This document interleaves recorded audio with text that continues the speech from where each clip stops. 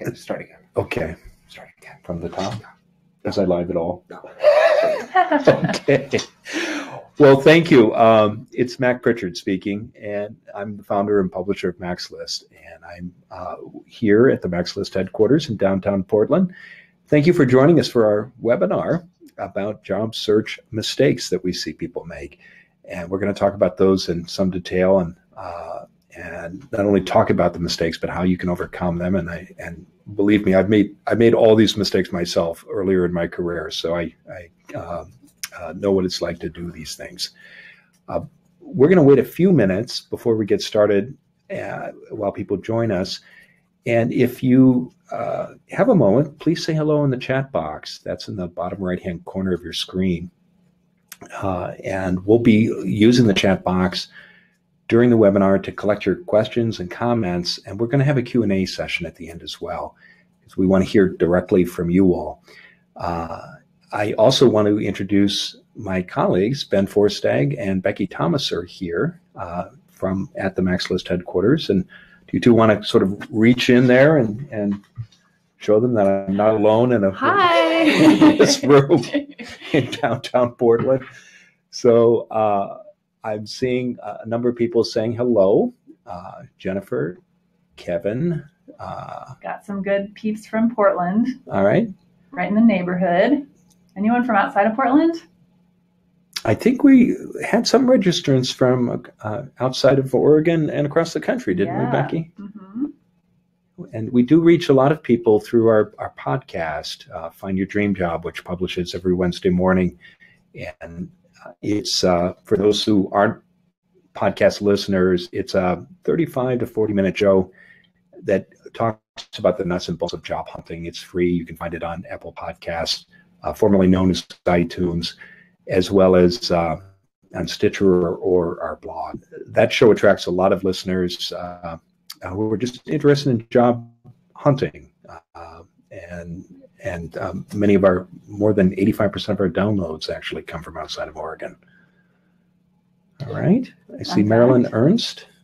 We've got quite a few people. Okay. I asked who's coming in from the farthest away from here, and we have someone from Massachusetts. Oh, great. From Washington, D.C. Cool. Lisa Gore from Michigan. Terrific. So we're national. Okay. Beaverton, Hillsborough. Yep. Tumwater. Great. Well, Awesome. Ben and I have also, both of us have spent time in Washington, D.C. There are different times of our lives and careers. And I've been for years. So it's always good to hear from people from the Bay State. All right. And I know we're going to wait just a minute or two more, Ben? Yep. Okay, good. Oh, and also just to let you folks know, we'll be sending out our webinar. So if you do have to leave or, have to do something else, we'll be following up. So don't worry too much about it. Okay. And if you are in Portland and don't have any plans for tonight, we're also hosting an event. We'll talk more about it at the end of the show at the White Stag Building with the University of Oregon. And it's about, it's a panel discussion about careers and communications. And it starts at 6 o'clock this evening. We do have seats available. And if you'd like to learn more, just go to the events tab of Mac's List. And I think we've had about 94 people register for that as well. So if you're looking to connect not only with people in communications, but other professionals in Portland, that's a great opportunity. And in addition to the panel discussion, there's we offer snacks, and there's an open bar as well with wine and beer and sodas. Yeah. Yeah. Mm-hmm. Stop the presses. We have a fellow alumnus from American University here. Oh, boy. Yeah. Oh. Are you going to sing the fight song now, Ben? Oh, man, if I do the fight song. All right. Well, I'm a graduate of the University of Iowa, as well as the Kennedy School of Government at Harvard. So if there are any Hawkeyes out there, let me hear from you. Should we start? Okay. Well, Ben is giving me the high sign, so we are going to get started. And we're going to go straight into the slides and talk about today's topic, which is job search mistakes. And let me just warn you, folks, it's going to look real trippy for about 2 seconds here while we switch over to the slides. Yeah. So bear with us. It's actually kind of my favorite part.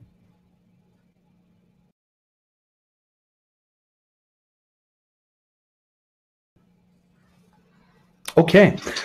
Well, let's get started. And here's, again, our topic today is common job search mistakes.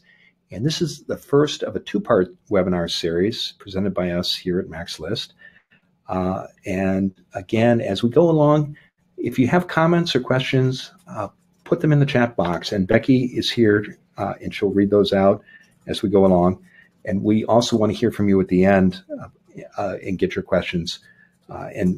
Finally, as Becky mentioned, there will be a recording of the webinar. We'll share that on the blog later today.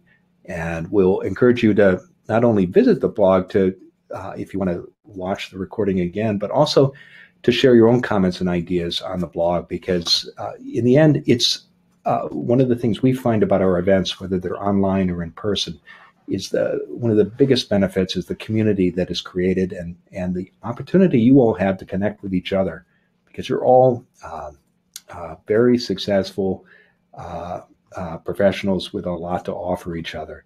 And those connections that happen, whether it's online or in person, can be so powerful in helping you in your job search. So here's what we hope you'll get from today's event. We're going to talk about common job mistakes that people make in their job search. And I'll focus in on the four most common ones.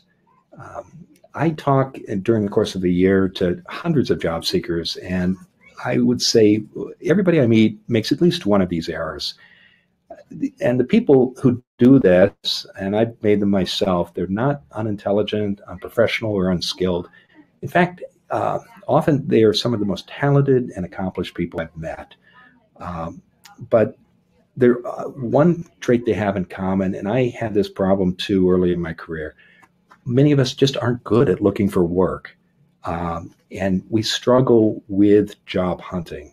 And the reason is most of us just aren't taught how to look for a job. We go to school to learn technical skills, but we don't actually take the time to figure out, master how to look for work. It's something we learn by trial and error. And often there's a lot of error involved. Again, I've struggled with this earlier in my career. I'm going to share my own story about some of the difficulties I had job hunting, but I also want to talk about how I overcame them and how I see other people in the MaxList community overcome them as well. Here's the key, the big idea I want to share with you today. It's a part of any successful job search. It's that hidden job market. And these are the jobs that are never posted, never publicly advertised. They're filled by word of mouth. We're going to talk more about that. But if you want to get some of the best opportunities out there, you've got to learn how to navigate and the hidden job market and how it works. Again, we're going to answer your questions at the end. So please let me know by sharing those in the comment box at the end. So quickly, for those of you who may not know about MaxList, we're an online community. We're based in Portland, Oregon. Many people think of us as a job board, and it's at the heart of what we do. 400 to 500 professional jobs posted on the job board every month in MaxList. Those are largely in the Pacific Northwest, mostly in Oregon and Washington. That's how the company got started, and we're proud of the job board. But we do a lot more than just post jobs. Because most jobs are filled by word of mouth and aren't posted on sites like ours, we've invested a lot of time and effort in our blog, our weekly podcast, several books, courses, and networking events.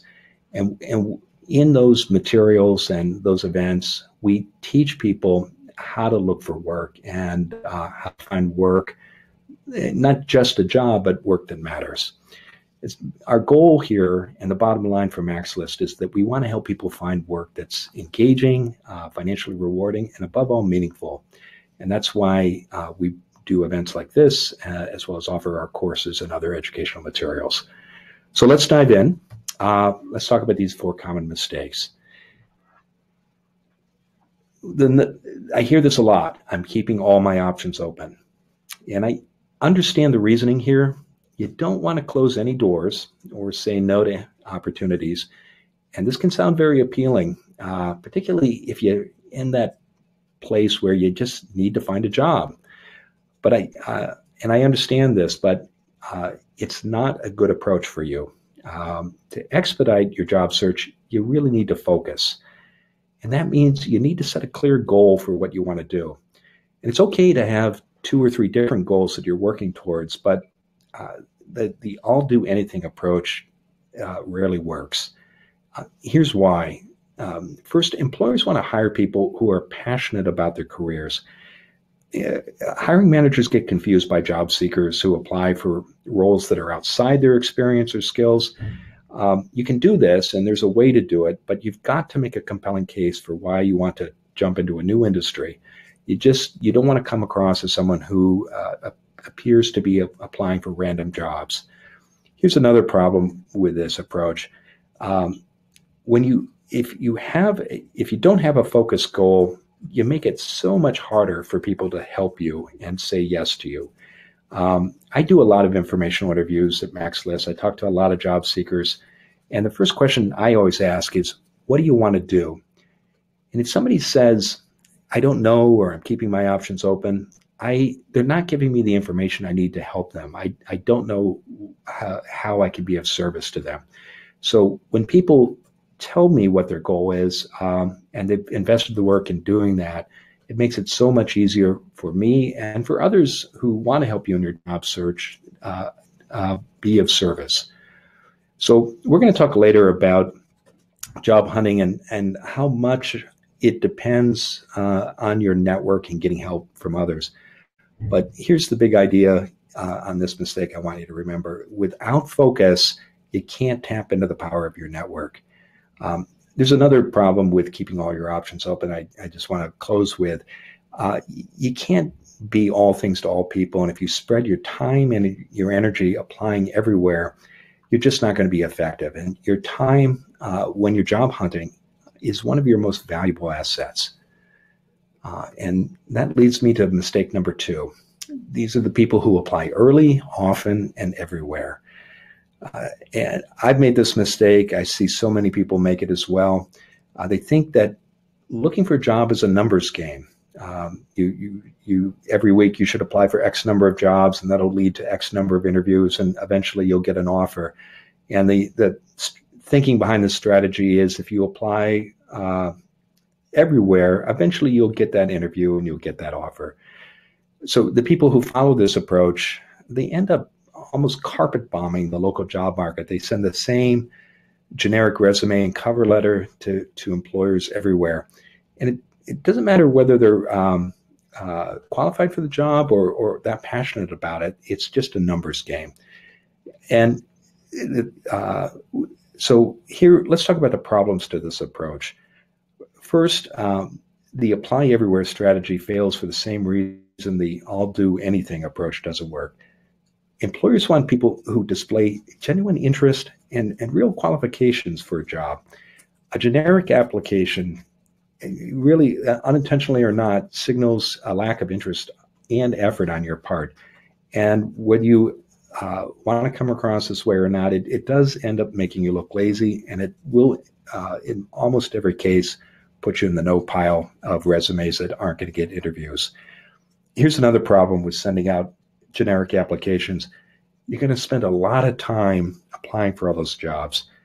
And think about the time it takes to put together an online application, especially if you have to list all kinds of archaic information, the phone number for every boss, your minor in college, the address of your high school.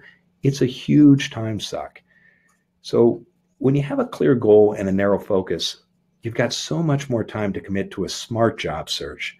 And having that time lets you build relationships in the areas, the fields where you want to work. And having that time lets you craft well-researched applications for jobs that truly excite you. I'm going to talk a little more about that in a moment. Mistake number 3. And you might be surprised to hear me say this, but this is spending all day, every day on job boards. The internet has made it so easy for people to find job openings. There are thousands of job boards out there, and you can find hundreds of thousands of jobs listed online. You can even sign up for newsletters and text alerts that will send them directly to your phone or your inbox. But in spite of the huge volume of openings, it's actually never been harder to land a great job, because for every job you find online, hundreds, sometimes thousands of other people will apply for that position. And everybody who's responding to that post is basically applying cold. They don't have an established connection with the employer. And this has become the mainstream hiring method. And it's also very frustrating for both job seekers and employers. Another problem with this approach is your chances for as an applicant are very, very slim. Now, we're going to talk a moment about a percentage of job boards that account for, or the percentage of jobs on job boards that are of all the jobs that are out there. But you're going to learn it's a small fraction of the great positions available. Job boards do matter, and there's an estimate out there that there are 40,000 niche job boards in the U.S. MaxList is one of them. And you will find on niche job boards, especially jobs that you won't see anywhere else. But searching and applying for jobs online, it should just be one part of your job search strategy. It shouldn't be 100% of your time. It's not the only way you can look for work. Here's the final mistake I see people make. It's applying and waiting and then repeating. And this is sometimes called the apply and wait method. And what do I mean by that? Well, most job seekers embrace a passive approach to their search. They wait to be picked. They apply for a job they find online, they send in an application, and then they wait.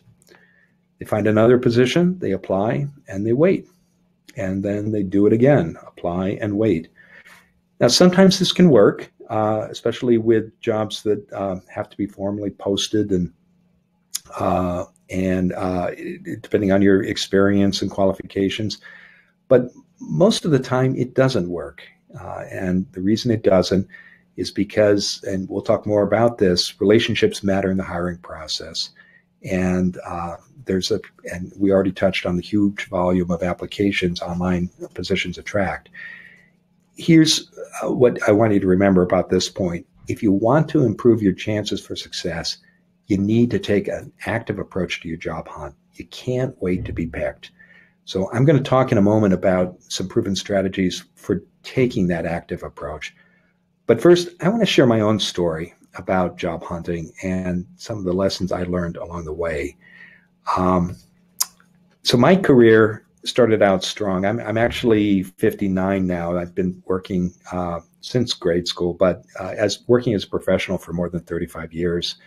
And when I got out of the University of Iowa, my career got off to a great start. I worked on a U.S. Senate race. I managed U.S. and foreign media relations for a human rights group in Washington, D.C. Did that for several years. And then I moved to Boston, and I helped my boss lead congressional fact-finding missions to Central America. I did this for another human rights group in Boston.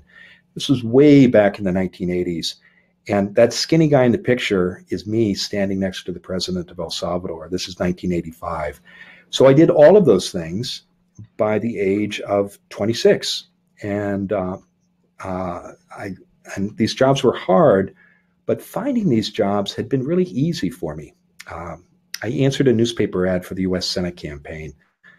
The nonprofit in D.C. hired me because I'd been a college intern there. And my boss at the time asked if I'd come back after graduation.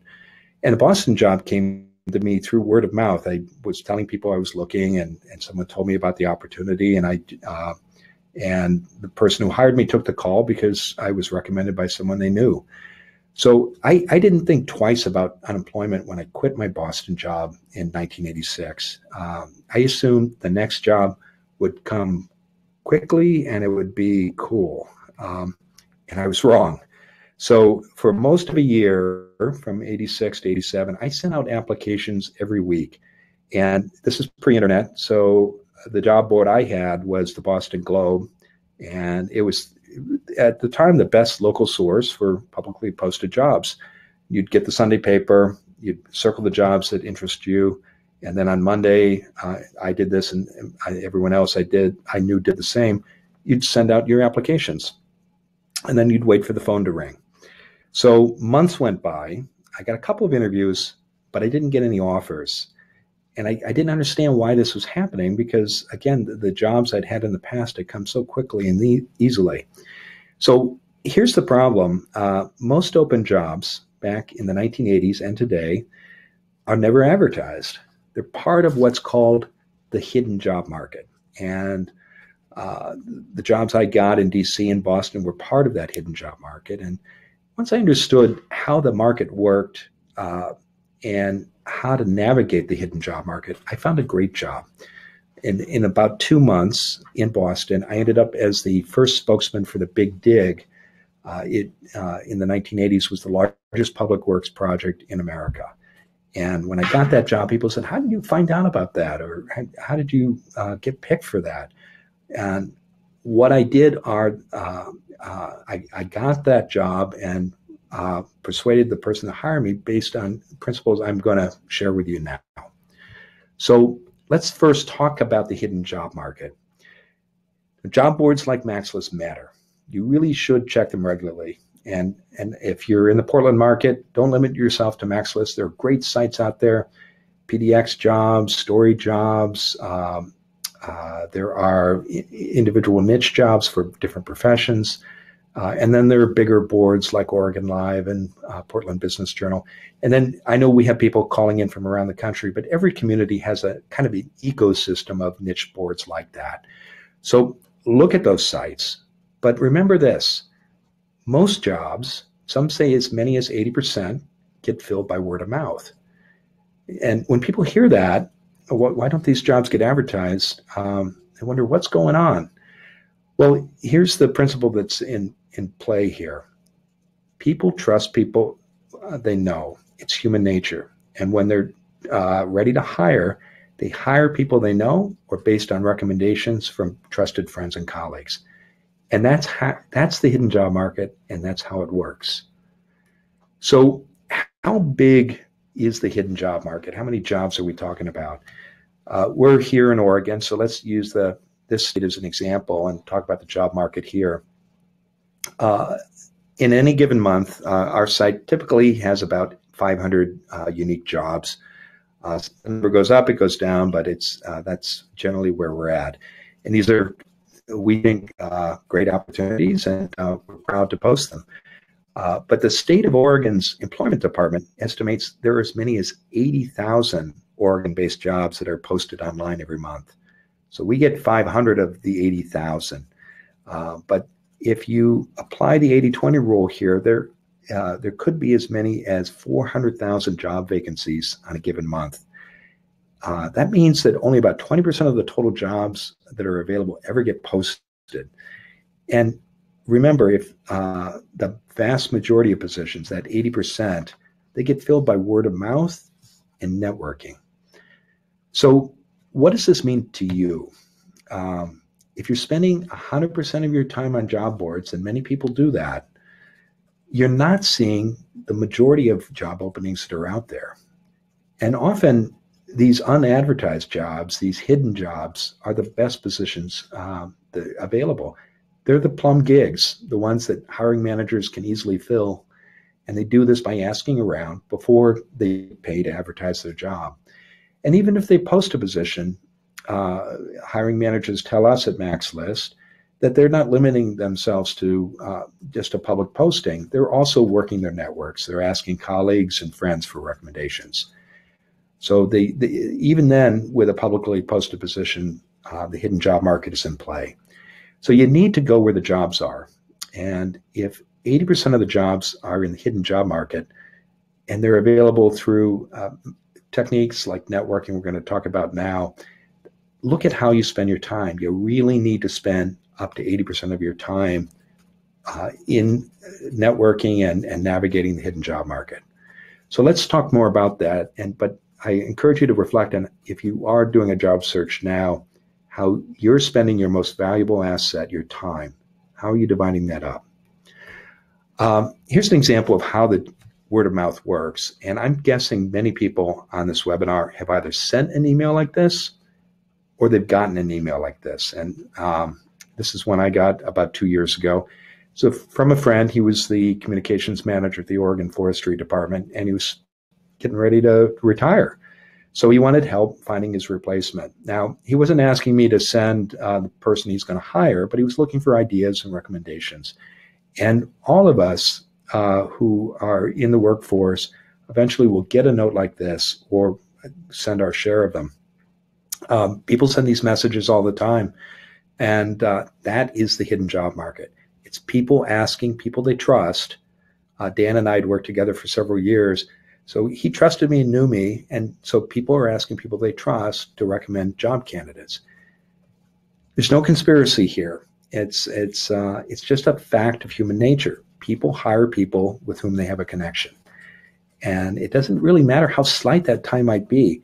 But your challenge, and the challenge all of us face when we're in the job market, is how do we become part of these conversations? How do we uncover these opportunities?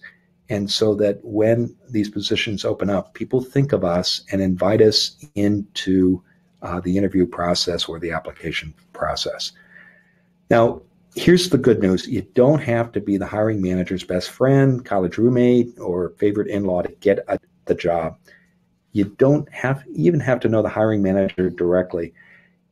Even a weak connection can give you a big advantage over other applicants, even those who are more qualified. So let's talk about how you crack that hidden job market. How do you hack it? There are really three strategies. One is informational interviewing.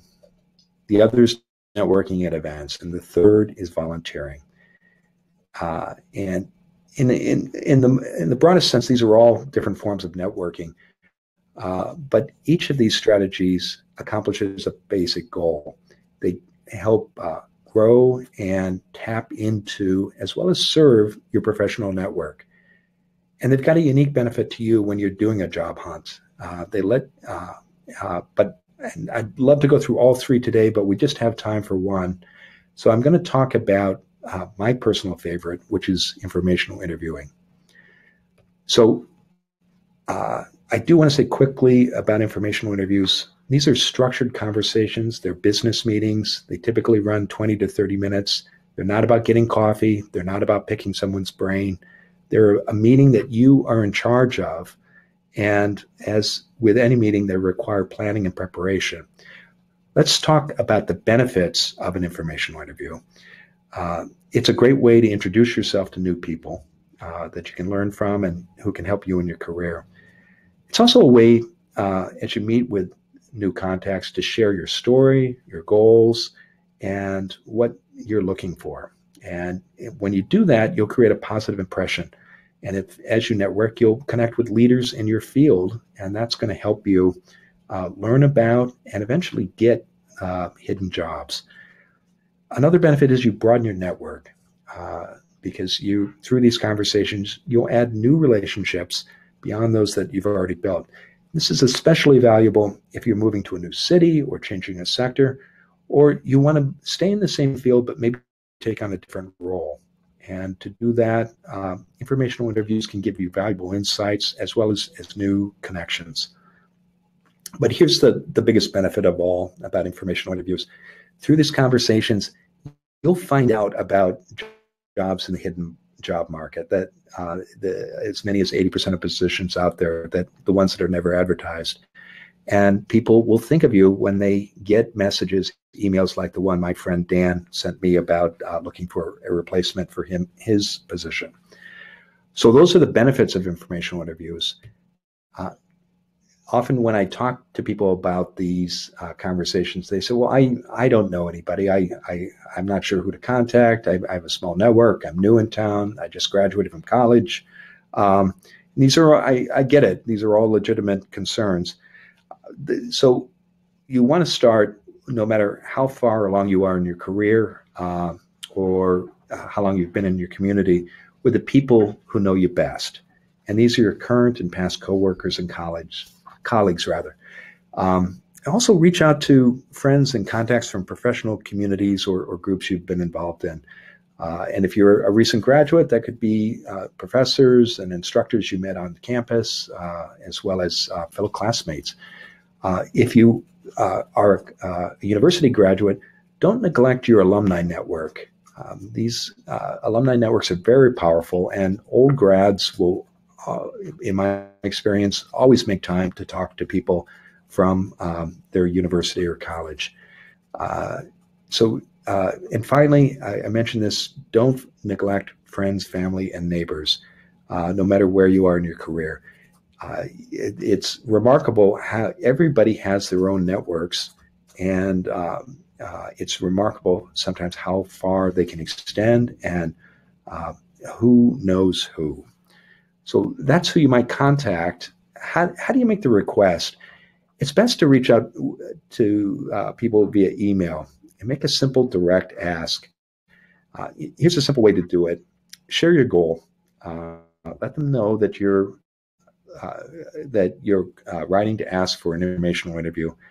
Tell them exactly what you want to accomplish in that conversation. Maybe you want to get advice about concerns you think employers might have about your application. Say you're changing careers, you want to move from the nonprofit world to the corporate world, and you're seeking to meet someone and sit down with them to talk about their experience doing that. Be specific about what you hope to get out of the conversation. And when you ask to meet, be specific about the amount of time. You can have these conversations in 20, no more than 30 minutes, and be clear about the times that you're available and where you might want to meet. So a quick example of how you might write an email like this, it could, it often helps too to say who recommended you reach out to someone. You could put in the subject line, I'm writing at the Ben Forstag suggested I reach out to you. And your email could be just 2 paragraphs. And it could be, Dear Mary, Ben Forstag suggested I get in touch with you. I'm doing a job search, exploring opportunities and communications in Bend, Oregon. As you can see from the attached resume, I have extensive experience in communications and marketing and social media. Ben thought you would be a good source of information about opportunities in Bend because about communications in Bend because of your experience. Would you have 20 to 30 minutes to meet? I'm available on these dates and times. I'd be happy to come to your office. I look forward to hearing from you. So be simple, direct, and walk into the meeting with a plan. So often people say to me, well, I've gone on these informational interviews. I followed the approach you outlined. I don't think it worked. I didn't get a job. And I want to stress the purpose of an informational interview isn't to get a job offer, though sometimes it starts conversations that lead to you discovering about opportunities and eventually to you becoming part of a hiring process and getting a job. But instead, think about this. At the end of that conversation, again, 20 to 30 minutes, 3 things will have happened when you walk out of that room. First thing is the host will understand who you are, what your goals are, and something about your experience and skills. That means that they will remember you when they hear about opportunities for jobs in your field. The second thing that will happen is you'll get insights into your field. Maybe you've walked into the room with specific questions related to your job search that you need some coaching on. Maybe you're trying to identify the companies that are hiring in your field, and the person you've met with has told you about someone who's gotten a new contract, a new grant, and might be at those kinds of insights can help you identify upcoming job openings, and that can be invaluable because, again, most jobs aren't going to get posted. Here's the third thing that you get out of a conversation like this. You ask for suggestions about other people you might meet in your field. And when you do this, you're going to have more conversations that are going to help you grow your network. And again, as your network grows, you're going to become more aware of the unadvertised jobs. And you're also going to get better as a candidate. So when you do interview for positions, because you've been talking about your career, your goals, and you've been learning about the field, you're going to have such a leg up on the other people participating in the interviews. So the interviews, and I helpful. I hear Ben and Becky typing away, so I know we're but we want to move on to your questions. And we're going to move into video mode, and there's the.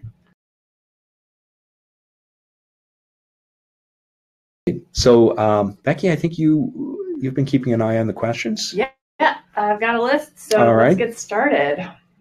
So Sherry asks, how do I stay motivated when I'm getting so worried about my dwindling finances? It's a great question. I think it's a couple of things. One is make sure that you are getting out. You're not only going to professional events and connecting with people outside the home, but you're keeping up with your personal interests and friendships and family.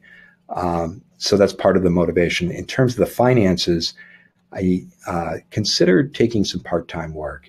I've seen people do this. I've done it myself, where you might sign up as a temp or with a temporary agency. You might go to a staffing agency and get a short-term assignment. Some people will work, say, 2 or 3 days a week in order to pay their bills, and then spend 2 or 3 days on their job search. Some people have to take a break from a job hunt sometimes to build up their savings. And often it involves taking jobs that aren't your dream job, working, say, as an office temp, or taking a short-term assignment with a staffing agency. But I can certainly speak from personal experience. I went through 2 long periods of unemployment. There's a dignity with work, and there's an immense satisfaction that comes from paying your own bills. So even if you're taking short-term paycheck jobs, you personally and your search will and professionally will be better for it. Great, thank you. Serena asks, so when we were talking about finding focus in your goals earlier, a few folks were sort of asking like, well, I don't really have a focus goal. Yeah. And Serena asked for some advice about like how you might start narrowing down your goals. Well, a couple strategies come to mind. You can certainly work with a career coach. There are private vendors out there. And you can also, if you're a university graduate, get in touch with your career services office at your old college. They often have free services for alums and exercises and sometimes online sessions to help you with goal setting. And those services are usually free to alums. There's some wonderful books out there that can take you through a sort of a self-taught process. I'm very fond of a classic. It's old now. What Color's Your Parachute? By Richard Bowles. Strength Finders is a great way of identifying what you're good at. I think also we're in Oregon, but every state has a state employment department with workshops on job hunting, and there are often exercises about career or about goal setting as well. So whether you go to a university or you're self-taught and you look at books, there's a third way to do it, and that's the informational interview process itself. Sometimes I find when I press people about their goals, they've got a short list and they're struggling with choosing. And one way to help make that choice is to go out and have conversations with people who have those jobs, or have those careers, or who have achieved those goals, and ask them how they got there, what obstacles they had to overcome, what that world is like in terms of pay, responsibilities. And my experience has been when people do that, they usually end up figuring out that 2 out of 3 of those goals are just not as exciting to them as they thought they would be. And another benefit is when they have those conversations, they get so much clearer about what's involved in those jobs, and they're a better candidate as a result.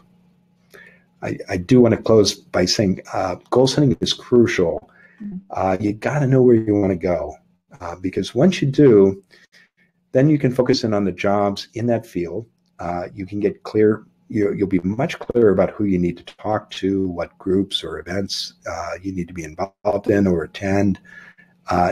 and your energy will become so much more focused and results. Yeah, and I liked your point earlier about the fact that you're helping people. You're helping people help you. Yeah. Because if you don't have a goal, they don't know how to help you. Right. Cool. Mike is asking. Oh, so we had a clarifying question. Sure. We were talking about job boards in Portland. Yeah. You mentioned story jobs. Yeah. What's that? They are based in Woodburn, but they're statewide, and it's spelled STORI, story jobs. They're focused on minority communities, but they have that's who they serve, but they attract listings from companies across the state. And Anthony Valise is the founder and owner. Okay, great. Yeah, I was Googling it, but thank you. Yeah. Spelling, it's like an acronym, right? STORI. Yeah. Okay, great. We're learning. Yeah. Okay, so Kim, we were talking about this sort of hidden job market percentages, and Kim had a couple interesting thoughts. She says, I find it hard to believe that like 80% of jobs are not advertised, but that may be my industry, defense con service jobs, and that sort of thing. So does it vary by industry? Like, are there certain industries that like a lot of those jobs are not posted, whereas others are required to be posted, things like that? Yeah, it's a great question. And let me stress that the 80% figure is an estimate. So it's up to 80%. It can vary by industry and region. And there are jobs that are required to be posted and have very formal application processes. Defense industry is a good example. Many government jobs, a huge majority of them at the state, local, and federal level are publicly posted. Universities and colleges are another good example. And so, yes, if you are interested in working in those sectors, pay attention to the public postings. But here's the deal. You will go through a public hiring process, but the same rules that apply elsewhere in the hidden job market also apply to those positions. And that principle of people hiring people they know or recommended to them by people they trust applies here. So you can be I think everybody's been in a hiring committee. Everyone who's been a part of a hiring committee, even in government or for other publicly posted jobs, has probably seen that the candidate who has an existing relationship with that agency or people in that hiring committee, for better or worse, has an advantage over the candidates who don't. And that relationship may be because they work together, but often it's because they may have served on a professional committee together. Maybe they met at a conference. Maybe they know each other through an alumni network. But there's a relationship there, and it might have happened by accident, but it often happens because somebody has made a strategic choice that they want to work at that agency. They want to eventually be in that organization, and they spend time in investing in relationships and getting to know how that agency works. So while they may have filed a public application, when they walk into that room, they've got an advantage over other candidates. Yep, absolutely. Okay, we've got several questions, so let's do some rapid fire. Okay. Here. So Brandy asks, how do you access the hidden jobs if you don't really have a network of people? It's a great question. So it starts with knowing where you want to go, Brandy, but know the occupation, identify, and you need to build your network fast because you're either new to town or you're switching careers. Identify the professional associations that attract the leaders in that occupation. Start going to those meetings. Look at your alumni database at the college or university you attended. Identify people who work in that industry or at that company. Ask them for informational interviews. And then finally, tell people you want to work there, whether it's an occupation or a field. Be clear, tell people what your goal is and ask for help. And don't limit yourself to professional contacts. Let your family, friends, the people at your neighborhood coffee shop know what you're looking for. We quickly had a panelist at one of our past events whose goal was to work at Mercy Corps. she told everybody she knew that that was her goal. And eventually it led to, it was like somebody's brother, her brother-in-law's accountant knew somebody who made an introduction, and she eventually got a job there. But she got it after telling lots and lots of people that was her goal. Yep. I think this is Ben here, just piping in. I think all of us in this room have had stories where like a connection we never knew existed just kind of emerged when we had a random conversation with someone, whether it was our neighbor from across the street or someone we ran into at the grocery store. Like, you just never know the people you're around you have. Yeah. And that's why it's so important to talk to people and share what you're going through and what you're looking for. Exactly. Thank you, Ben. Great. All right. I'll be shorter on the next one. Becky. So next question comes from Lynn.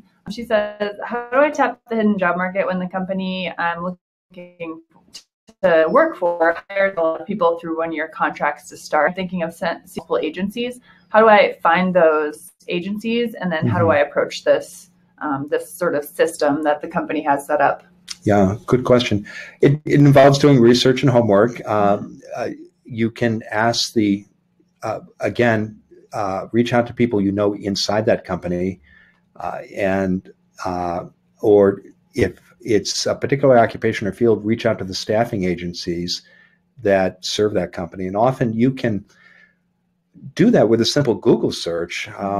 Most staffing agencies, particularly if it's a large, prestigious company, will mention their biggest clients. And so once you identify those staffing agencies, get in front of their recruiters, set up a time, have an appointment, let them know who you are, what you want to do. Let people know if there's a particular company you want to be at, and you really need to put together a kind of roadmap of those staffing agencies, and you do that through research and informational interviews and conversations with the agencies themselves. You can also ask the HR department at the company, and it's perfectly appropriate to either make a phone call or ask by email what agencies they use, and they will tell you that because they don't want they want to make sure that the best people are being recruited by those agencies, and they'll want you to contact those organizations. Yep, and for Lynn, I did put a link in the comments to an article that we just recently updated, resources for getting hired at those sort of global companies, specifically in Portland. So hopefully there will be some resources in there for you as well. Okay, another question coming from Kim is, examples of language to use in like a 30-second pitch about your job search. It's really tough when you're currently unemployed. So what would I think it's one way to approach it is this: say I recently transitioned out of blank, the name of the employer, currently looking for opportunities to work as a blank. I'm especially interested in companies or nonprofits or agencies like blank, blank, and blank. And so you're making three very clear statements about what your status is, what your goal is, and where you want to go. And when people hear that, they're gonna hear the transition, okay, and then they're going to hear you move on to what you want to do and where you want to be, and they're going to react to that, and so they're going to know that you're looking, that this is the job you want, and they'll think of people who have jobs like that, and they may suggest that you talk to those people, and when you mention specific companies, nonprofits, or agencies, whatever your goal is. And 3 or 4, rattle them off by name. They will say, "Oh, I know somebody who works there," or "Have you talked to so and so?" And so, the more specific you are, the more likely that conversation will lead to them making specific suggestions about next steps. Great. Larissa asks, "I met recruiters at one of your recent networking sessions. Are informational interviews with a recruiter any different from the types of informational interviews that we were talking about earlier?" They're slightly different. With recruiters at staffing agencies, they're looking for talented people that can be good candidates for the employers they serve. And the way that business works is with a staffing agency, there's no cost to you as a candidate for working a job. or interview, the staffing agency gets a percentage of the salary from the employer, and that happens apart from whatever salary. So the staffing agency has an incentive to find talented, bright people. So they're eager to sit down and talk with people like that. Mm-hmm. And their practice typically is to have a kind of a standard conversation. They'll probably have you fill out a form, maybe do some assessment tests depending on the occupation. And they'll explain how they work with candidates and how often you should check in. An informational interview is different. You're asking for people to let you know about opportunities in that field or company. You're also asking them for specific advice about your search. It could be, again, how do you overcome objections? Who might be growing? There are lots of different ways that conversation could go. And you're also asking them for introductions to other leaders in the field. And so that's a different conversation than you would have at a staffing agency. Right. All right. Rebecca asks, do you recommend having your resume updated by a professional resume writer? That's up to you as the candidate. I think professional resume writers, prices will vary. It's not uncommon for a writer to charge $250 to $500, and that's a chunk of change. I would say probably most of the people on this webinar are looking for professional positions that typically might pay certainly 5-figure salaries or 6 in many cases. So the return on investment can be impressive. It's really up to you. I think resumes, what's important is that you pick a format, chronological or functional, and stick to it. That you talk about your accomplishments, not your roles and responsibilities, and that they be error-free. And the reason it's important to talk about accomplishments is employers are hiring people to solve problems. Most resumes talk about people's past duties, and you need to stand out in a crowded stack of resumes. And the error-free is important. I mean, a typo can sink you because it's just a numbers game. Sadly, at that point, there might be 100 applications. The HR person's challenge is to get it down to 10 or 15 for perhaps phone screen interviews. And so they're looking for reasons to eliminate you. So you can't give them reasons to do that. Some people are comfortable doing their own resumes. Some people enjoy getting help. It's really a personal preference. I encourage you, if you do reach out to vendors, talk to 2 or 3 as you would when hiring any vendor, and tell them what your specific challenges are and ask them how they would approach that. Great. Mark has a question. Would you recommend taking a job like public school teaching that requires a long-term commitment, even when you don't want to be in the classroom, but you do want other education jobs? So sort of a way to get your foot in the door in that industry?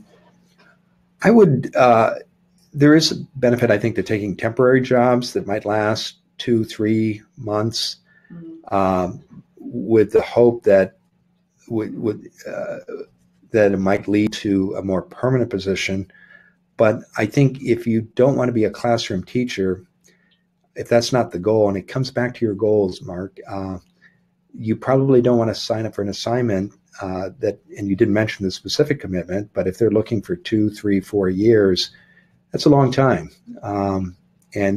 So I would challenge you to, if there is another position that you're more interested in, find out how you can get that one first. And if I'm guessing it's in a public school system, and I'm guessing that's why you're considering a classroom assignment, but talk to the people who if it is indeed in a school district, talk to the people who have that job and ask them how they got it and what steps you would have to take to qualify for that position. And if spending 2 or 3 or 4 years in the classroom is part of that, then that may be a choice that you want to make. You need to be clear about the path to the position you want and try to chase it. Even if it seems, instead, look to people who have that gig and advice and thinking about how you can qualify and get that position too. Mm-hmm. Great. We've got some discussion going on in the comments about this, like sort of the question of volunteering to get a job. Yeah. So Kat asks, or she said she's been told by a couple different people so far that she needs to volunteer at an organization in order to get a job. She's in the Portland area and she knows it's ultra competitive, but she's mid-career. She's been working for 20 years. And she's questioning why, you know, volunteering is like a necessity to get a job when you're already at a higher level. I think there might be some sort of differentiation or sort of clarity about volunteering as just like a low level volunteer versus maybe volunteering on a board or something like that. Yeah. What would you say? Well, I think there are two paths that people consider when they volunteer, and especially in the nonprofit world, some people volunteer for a position at a nonprofit in the hopes that it'll lead to a permanent paid position with the organization. And I would, and then the other path is people use volunteer assignments to acquire experience or credentials in a sector they may not have direct experience in, or they use it as an opportunity to build relationships with leaders in that field. It's not something they hope will lead to directly to a paid position, but they use it as an opportunity to get new skills or build connections or learn about unadvertised jobs. Let's talk about the first path. Should you volunteer at an organization, particularly a nonprofit, in the hope that after you work there without pay for 3, 6, 12 months, they'll offer you a paid position? I don't see that work out. I don't see that working well for most people. And I think it comes down to the organization itself and its culture. Again, talk to the HR people or people who work in that organization. If that's the path and they're clear about it, then you need to consider that. But I think you need to be, whatever path you choose, whether it's in the hope of getting a job or because you want to grow your professional network and skills, be clear about why you're volunteering. And I think in most cases, volunteer assignments don't lead to paid gigs, but there's so many benefits to volunteering. In addition to the professional benefits, there's just the satisfaction of being of service to others. But I would caution you. Want to be at? Well, there's a lot of rejection, and it really hurts when you get close to something where you have your heart set on it, and it feels so good when you walk out of the interview room and you think, oh my gosh, I nailed that. I can't wait to get the offer call. And then it doesn't happen. So I think quickly, and I'm sorry for the shortage of time, you just got to recognize that there's so much you can't control in a job search, and there's going to be disappointment along the way. You can't control your reaction. If it's a big loss, acknowledge that. Take time out for a day or two just to take care of yourself. As you go through a long search, recognize it's important to keep up your personal interests. Pay attention to your health, exercise. Don't let your job search become all-consuming. We're all going to change jobs 10 or 12 times in the course of our career, most of us. And recognize this is just part of the process.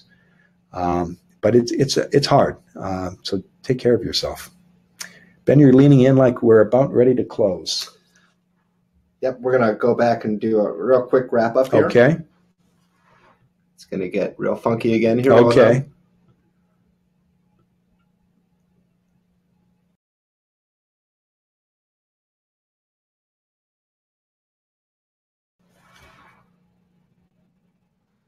Okay, so we want to be respectful of your time and get you out of here on time.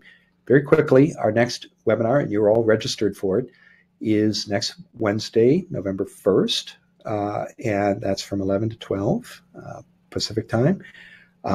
We also want to share with you our online courses, and you can find out more about these on our website. How to Wow and Woo Employers is available for free, and it's a 3-part video course that takes you through how to put your best foot forward online. And we're all going to get Googled when we apply for a job. So what is an employer going to see when they Google you? This course helps you get ready for that and show your best side. We do have a course about job interviews that's available now. And then we are going to open up the Hack the Hidden Job Market class. It's 12 video modules, and that's happening. It'll be available from November 6th to the 10th. We work with a small group of students in Hack, and there's a lot more contact with the students and Ben and Becky and me. So we hope you'll look at that and consider joining us for that class as well. So we do want to keep the conversation going. So we're going to put this webinar and slides on our blog. And Becky, is that this afternoon, I think, or tomorrow? Yeah, we'll get it up as soon as possible. Okay, as soon as possible. And then we want to hear from you about your suggestions, ideas, and comments on the blog. Take advantage of the comments section there. Again, you have so much to offer each other, so we encourage you to talk to each other via the blog. And also check out our website, maxlist.org, and we've got so many free resources, the weekly podcast. We've even got transcripts of the podcast shows if you prefer to read rather than listen, the blog, the books, and tonight's event. So if you're in Portland, perhaps we'll see you at the White Stag building tonight from 6 to 8:30. Just go to the events tab to learn more. Okay, and finally, if you would like to email me, my address is here, and I'd be happy to chat with you either via email or on Twitter.